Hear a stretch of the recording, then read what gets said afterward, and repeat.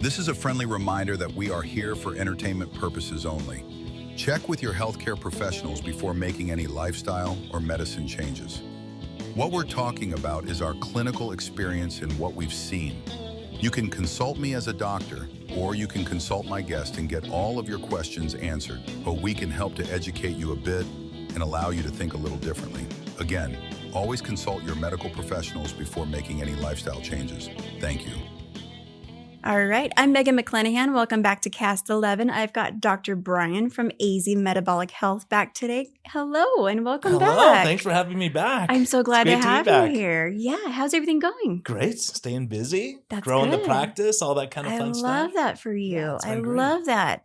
So I kind of wanted to dive into a couple different topics today. I'm going to rack your brain a little bit. And my first question was, what exactly is the understanding of metabolic health? Yeah, metabolic health it's a lot of people don't know what it is. I know. Yeah, so metabolic health is really, when you really break it down, it's coming back to the mitochondria, which are the energy centers of the cells. We have millions of them in our body, and a lot of diseases are from dysfunctional mitochondria. Dementia, Parkinson's, diabetes, obesity, and you can go through the whole list of everything we treat. So it really comes down to the mitochondria are using our food to make energy for us. And when we oversupply with food or processed food or sugar, those mitochondria can start dying off. So people start getting tired, fatigued, high sugars, high cholesterol, those kind of things. And so really coming back to say, how do we properly nourish our bodies? And it's not just what we're eating, it's what we're thinking, stress, not exercising. Exercise has a massive role in metabolic health. So it goes all the way back to the gut microbiome, all these little bacteria that live in our guts. Right. When we're metabolically healthy, they are diverse and they're ready to help us break down food and get the most nutrition that we can. And as we get sick, putting a lot of processed foods, they're looking at this stuff saying, what do you want us to do with this? This is foreign to us. So really metabolic health goes all the way back to the gut, all the way to the brain, and the whole body's affected. That's amazing. It's amazing how the breakdown of our bodies has control over so many things and how it works as a system. Yeah, and the body wants to be healthy. If we get out of the way, we can heal. Yeah. But so many things, these toxins we're doing, alcohol every day or smoking or whatever it might be, if we get those out of the way, we can heal. And so it's amazing what we can do without throwing a lot of drugs at people. So here's another question for you. What are the good makers or markers of good metabolic health? Yeah, the biggest markers we look at are when we look at cholesterol. One of the biggest marker of cardiovascular disease, it's not discussed a lot, is the ratio of your triglycerides, which are really from too much sugar in the diet, to HDL cholesterol, which is called the good cholesterol. They all play the role. It's not that there's good and bad cholesterol necessarily. And so LDL in the right setting, it really does have a big role in the immune function and in getting toxins out of the body. And it's something that they didn't teach us this in medical school, but there are different roles for LDL cholesterol and HDL and triglycerides. So those are the big markers we look at, the ratios of all those things. You can't just look at one marker and say you're healthy or not. It's just like saying, how much money do you make? Can you live in Prescott? Right. You may have a lot of expenses and things like that. So some of the big markers we look at is insulin levels. High insulin is very toxic to the body and associated with many diseases, including dementia and Parkinson's. A1C, which is a 3-month sugar average. We want that in a good range. And so a lot of people have pre-diabetes. So those are the main markers. Of course, liver, kidney, blood counts. Fatty liver is a precursor to diabetes. And so the more you're around, the more you start seeing trends in laboratories. That's and crazy. So, yeah, metabolic health. And we also look for inflammation in the body, too, as a big marker for poor health. So can you tell me what metabolic syndrome is? Metabolic syndrome is a combination of those things. It's having a high insulin or a high sugar in your blood, high 3-month sugar average. It's a huge marker for cardiovascular disease. Everything that has high mortality has metabolic health as the marker for that. Right. So high triglycerides, low HDL is part of that metabolic syndrome. Having a big belly, which represents visceral fat, which represents increased inflammation in the body and poor metabolic health. And high blood pressure is another big marker for that metabolic syndrome. And they all run together. So treating the underlying cause, which generally is insulin resistance, we can have a lot of disease processes improve. That's crazy. So say I was coming in as a brand new patient. I'm just going to throw this out there. Say I'm a type 2 diabetic. how would we start our course? Say I'm coming on as a brand new patient with you. What would that look like at my first visit? Yeah, type 2 diabetes, it's amazing to hear this, but 2 or 3 years ago, the ADA said that diabetes is a chronic progressive disease, meaning once you have it, you're going to die of it. All we can do is manage it till you die. And now, just yesterday, Secretary Kennedy said 80% of diabetes can be reversed through lifestyle, which is amazing to hear that the drugs aren't going to cure the disease. So having a new patient coming in, really we discuss lifestyle. The big 5 really are stress. Having high stress raises your sugar, makes you more likely to have diabetes. Not sleeping is another factor. And they affect each other because when you're stressed, you don't sleep. Right.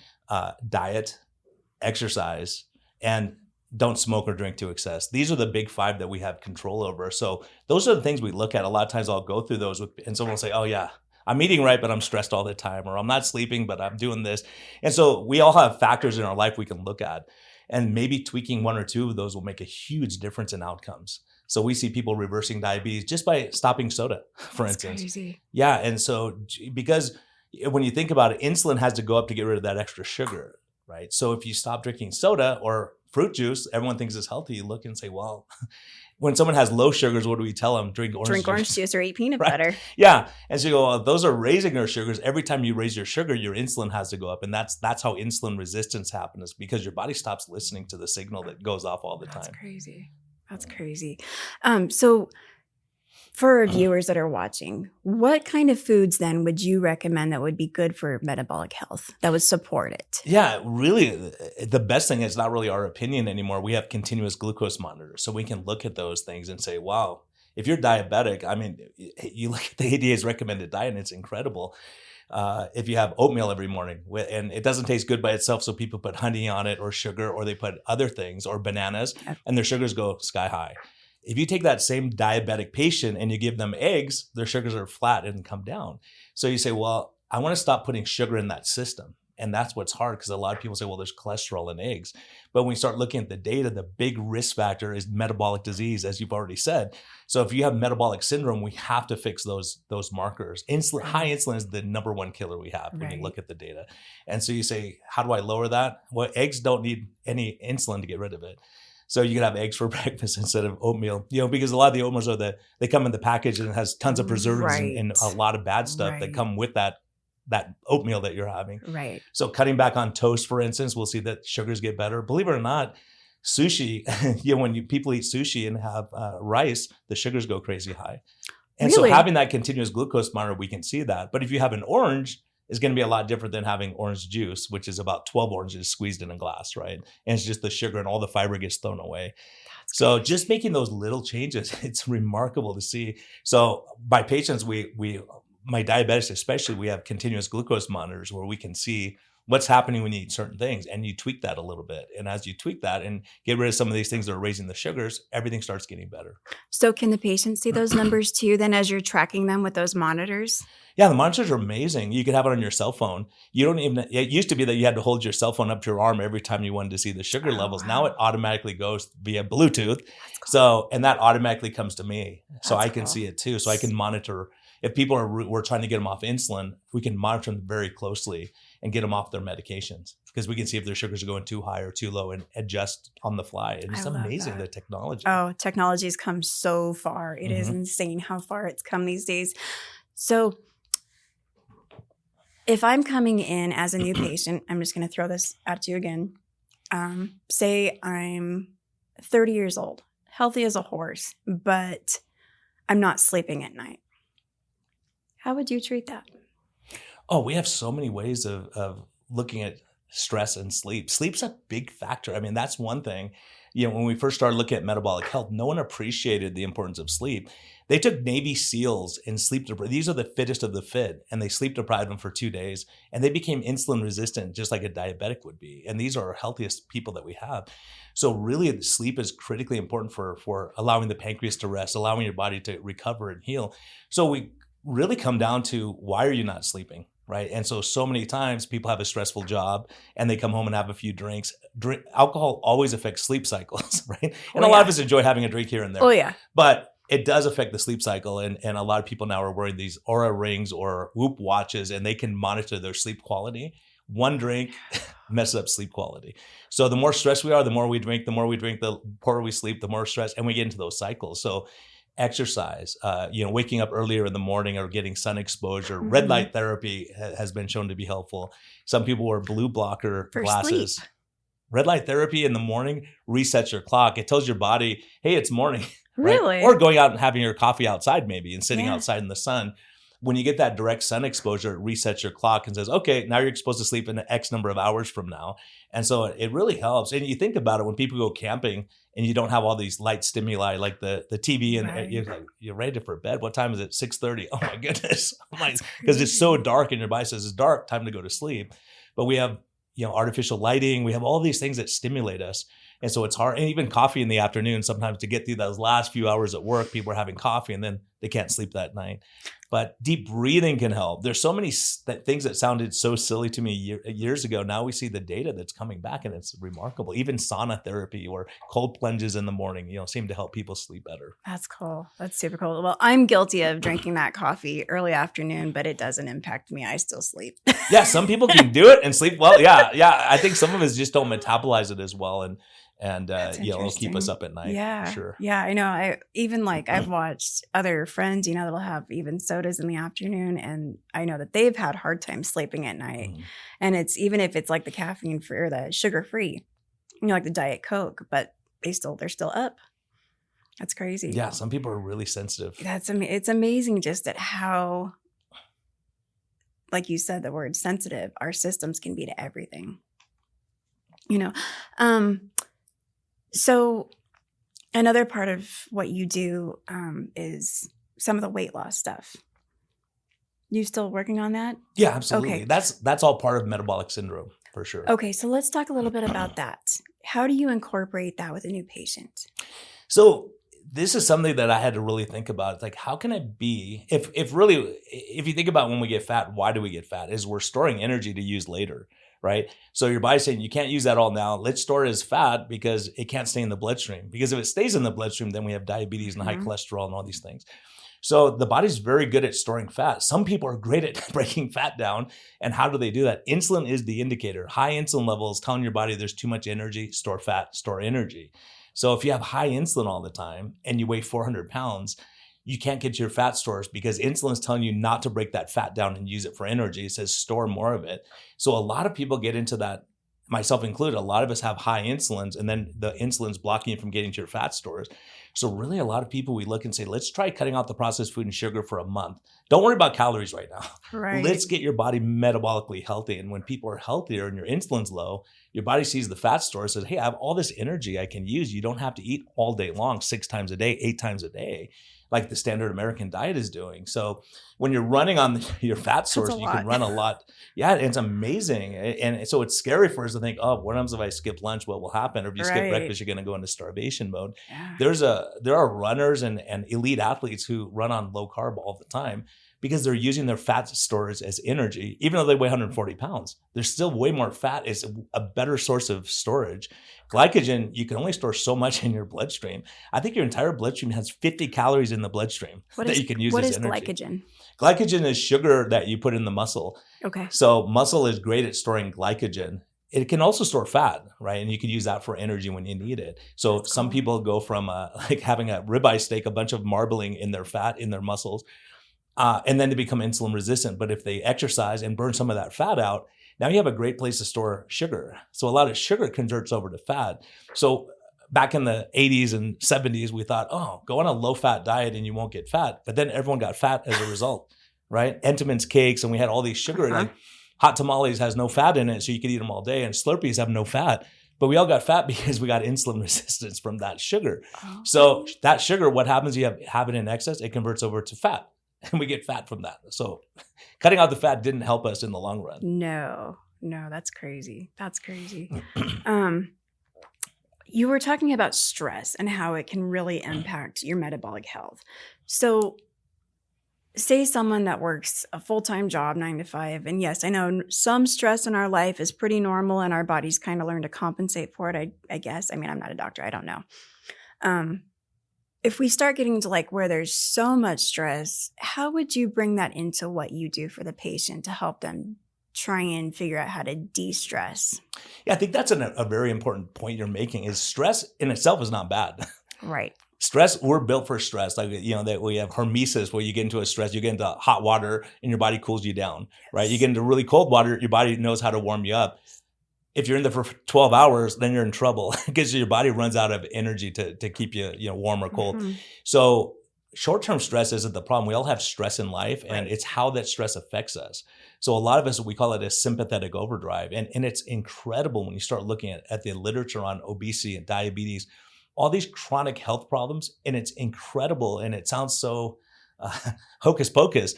But when you see that early childhood trauma and stress, when you get into that stress mode your entire life, you're way more likely to get diabetes, way more likely to have obesity. The lifespan shortens by 20 years if you have 3 or more of these big things where mom was an alcoholic or you had food insecurity, Right. or you had a bunch of antibiotics as a kid, because that affects the gut microbiome. Even as simple as being breastfed versus bottle fed, huge differences in outcomes. C-section versus vaginal delivery, where you get some of the gut microbiome from your mom. Right. It's incredible, the data. So the more you start looking at these factors that we don't think are important, stress is a huge factor. Some people just can't calm their stress syndrome down.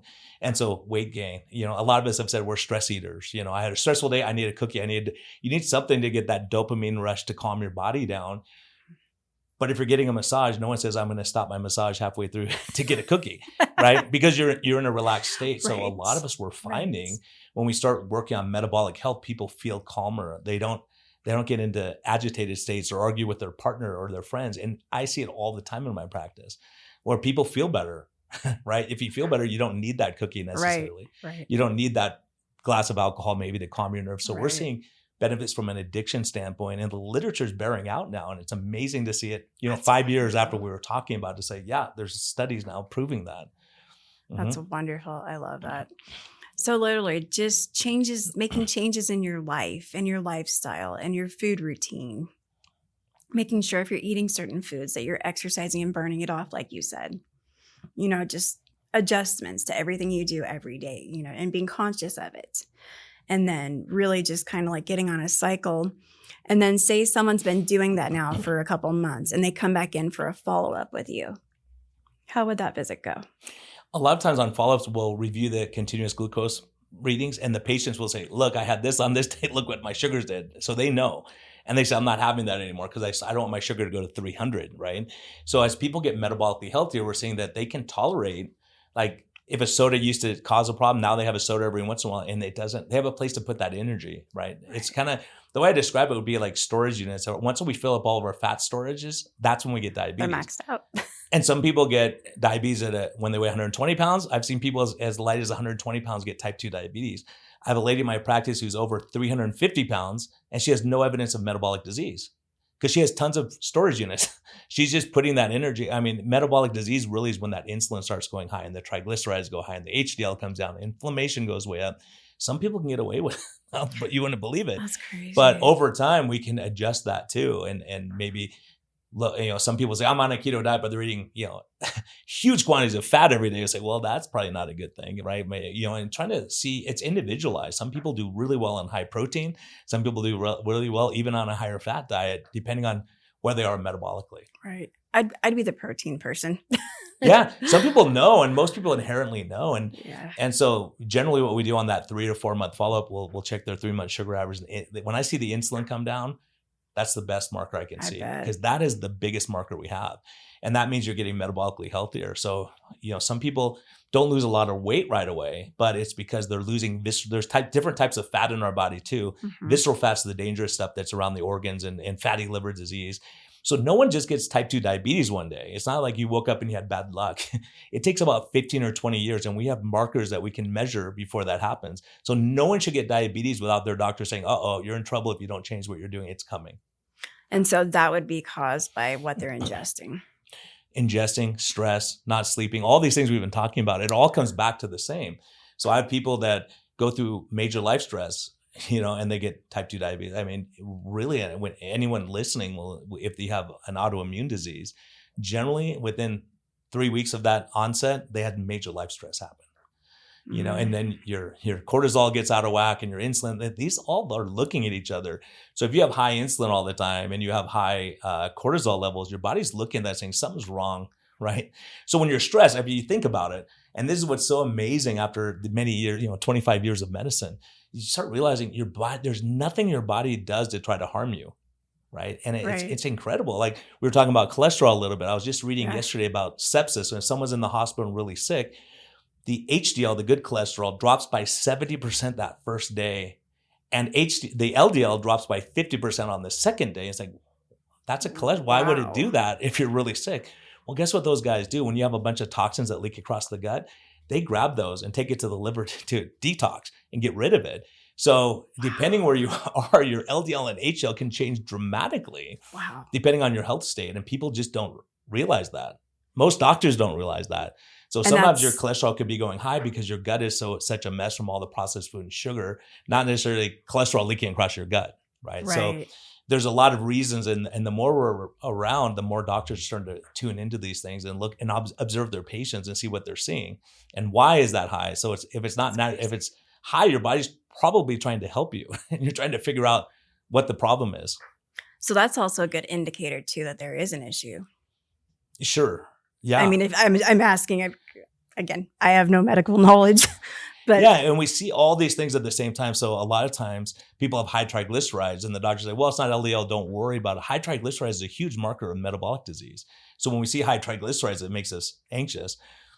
We put people on medications, niacin, different things people listening will know, gemfibrozil, to lower triglycerides with a chemical.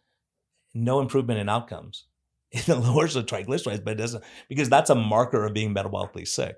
So having high insulin, high cortisol, all these things are metabolic markers. So if I falsely lower a couple of them, it doesn't decrease your risk of death and heart attack and stroke and dementia.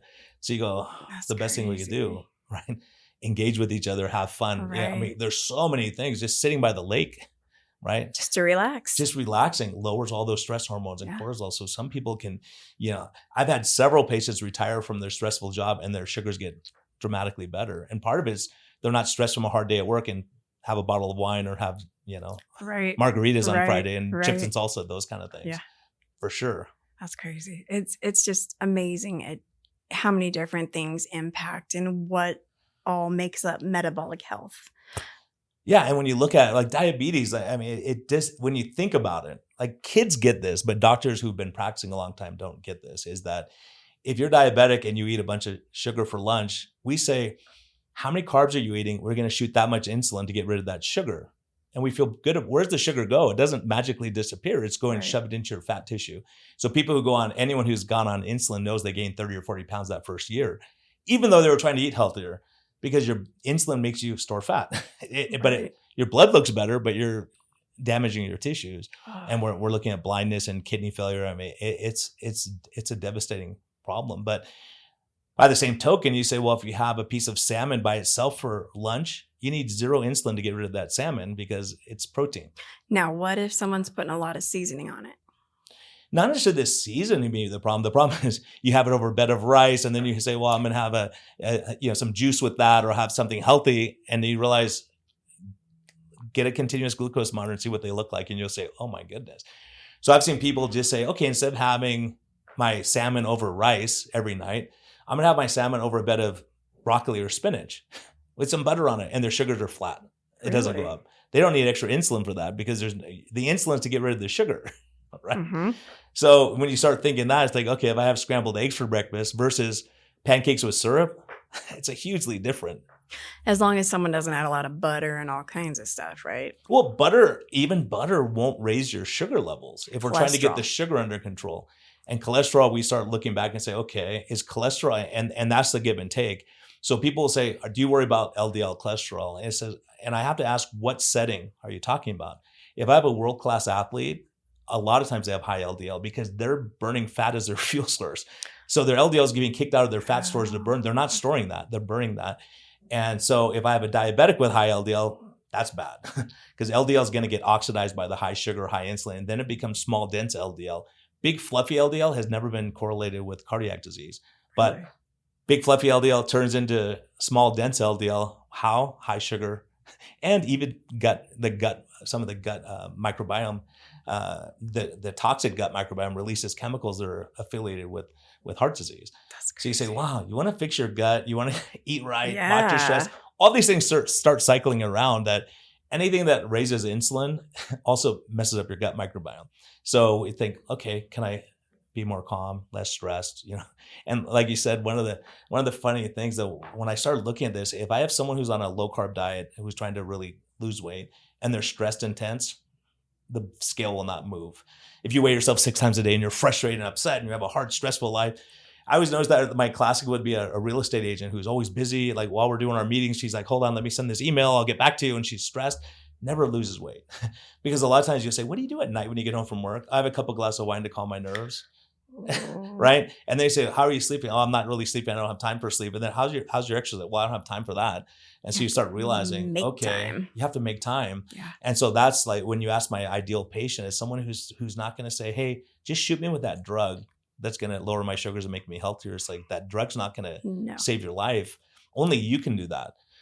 So as a matter of fact, funny enough, when at my old practice, when I started doing this kind of medicine, focusing on metabolic disease, Right. one of the insulin sales reps came by and, everyone was signing. We just signed so they know that they came in to see the doctors. And I was teasing her. I said, do you want my autograph? And she said, you're Dr. Lenskis, right? I said, yeah. She said, whose insulin are you writing? You're not writing mine. So I don't want your autograph type thing. Ooh. And so basically she wouldn't talk to me. And I said, well, I'm trying to take people off insulin. And she laughed and said, you can't take people off insulin. I said, you're right. I can't, but they can. Oh. They can. And people are doing that. And, and now we have Kennedy saying that 80% of people can come off these meds. So as doctors, we have to start listening. I love it. I think that the less meds a person has to be on, the better. It's true. I mean, when I have seniors come in, especially here in Prescott, I'll see people on 20, 30 medicines. And most of those are for side effects of medicines that they're not even taking anymore. Oh my gosh. And so when you start simplifying the medical regimen, the body can function a lot better, 20 to 30. And high insulin holds on to salt in the kidneys, for instance. So getting the insulin down, a lot of people come off their blood pressure. About 90% of people can come off blood pressure medicines, right? It's not normal to have high blood pressure. Mm-mm. And it's not normal to have cognitive decline. No. And so when you start realizing, gosh, if we feed our bodies right and we get our brains less stressed and we get our sleep, we can make huge impacts. And it sounds so funny because in Western medicine, we don't talk about those things, Really? right? Functional medicine doctors do. I mean, the system we're in right now, and the reason I left the system is you have 10 minutes with a patient. You can't talk about sleep, stress, how's your marriage, how's life. I have an hour with patients now. We can talk about everything straight up front. I used a term on our last podcast, and I think you called it fast food medicine. And that was such a good way to put how most doctors' offices are these days. Yeah, we're in a triage situation because so many patients are sick. Mm-hmm. And so the problem is and I've said that, I said we don't have enough doctors is the problem. And a friend of mine corrected me and said, no, we have too many sick patients. Yeah. Meaning if everyone's really sick all the time, if everyone's car breaks down every day, AAA goes out of business. Right. You're hoping that people take care of their cars so that their cars run forever. And then you don't have to go drag them off the side of the road. And that's where we're at now is the worst metabolic. As a matter of fact, just today, I saw a new patient who's a nurse practitioner who does home health, right? And he was telling me that it's devastating because these people have so many illnesses. And he said, if they just focused on metabolic health, they wouldn't have to beginning dialysis and wound care and all these things that we're doing.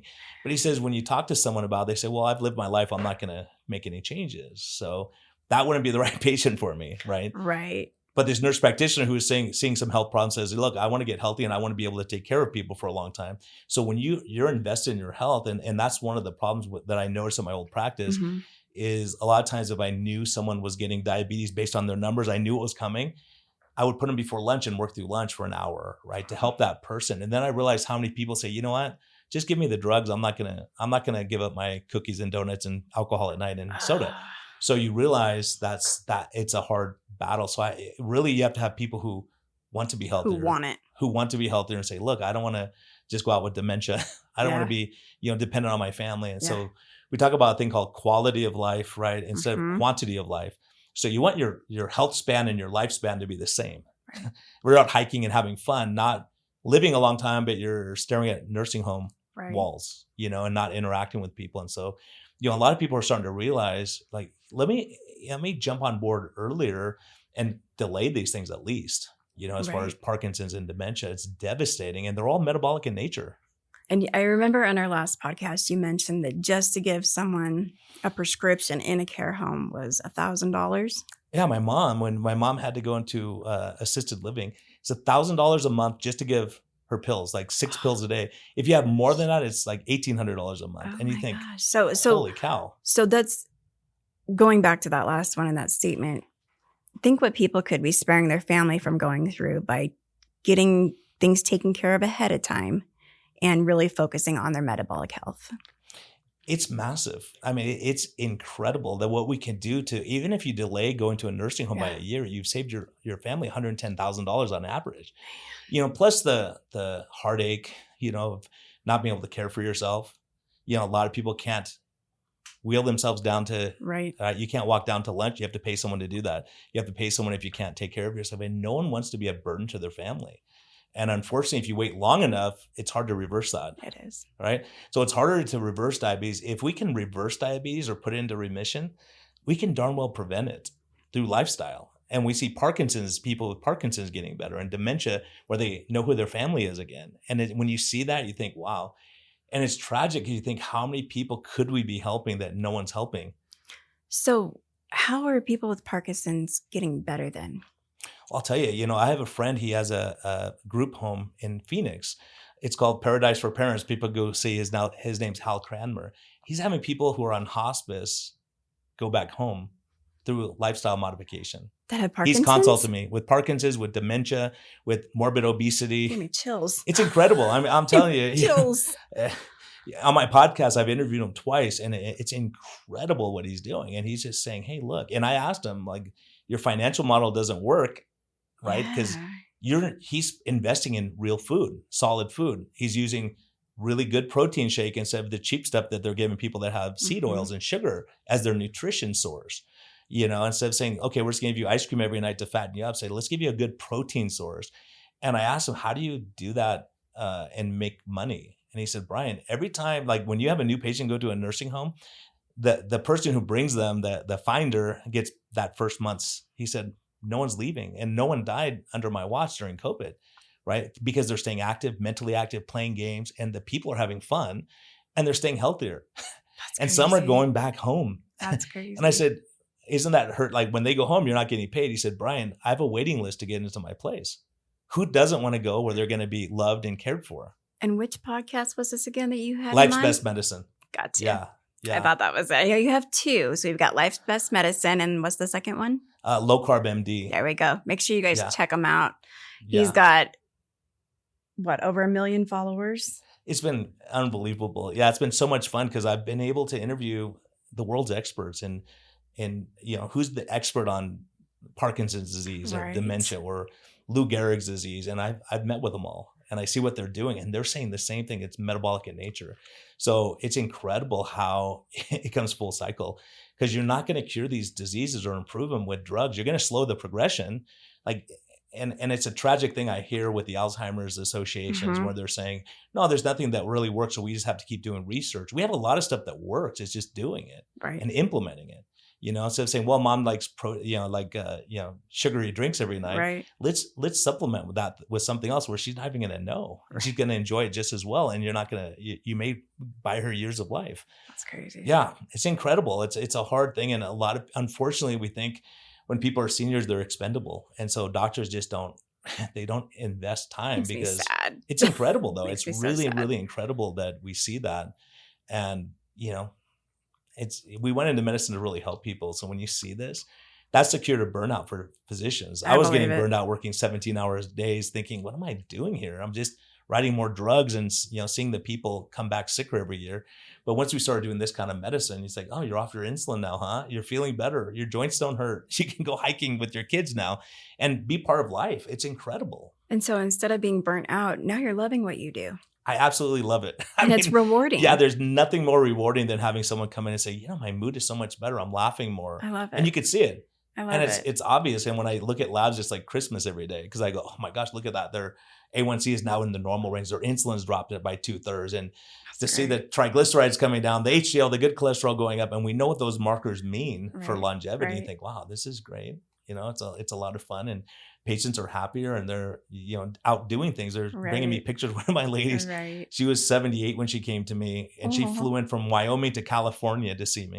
And I said, "What are you doing flying this far?" She said, "My doctor told me, you're old, just live the rest of your life, don't change anything." And she said, "I'm overweight, my joints hurt, I can't focus very well." I said, "Well, I'll work with you. Let's see what we can do."